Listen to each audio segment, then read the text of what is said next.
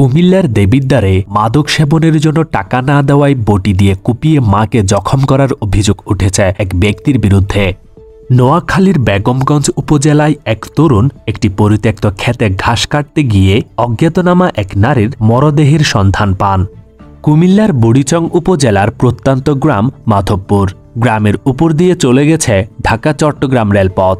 আজ বুধবার সকাল 10টায় ওই গ্রামে গিয়ে দেখা গেল স্লিপার ও রেল লাইনে ছুপছুপ রক্তের দাগ। রেল লাইনে ছড়িয়ে ছিটিয়ে আছে 3 তরুণের ছিন্ন ভিন্ন মরদেহ।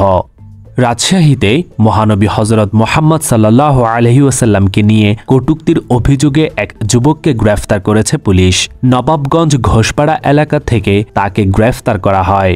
পঞ্চগড়ের দেবীগঞ্জ পৌরসভায় স্কুলে যাওয়ার পথে ট্রাক্টরের ধাক্কায় বাবার মোটরসাইকেল থেকে ছিটকে পড়ে জিনেদিন জিদান নামের এক শিশু নিহত হয়েছে। এই ঘটনায় শিশুটির বাবা, বড় বোন এবং ট্রাক্টর চালকের সহকারী আহত হয়েছে।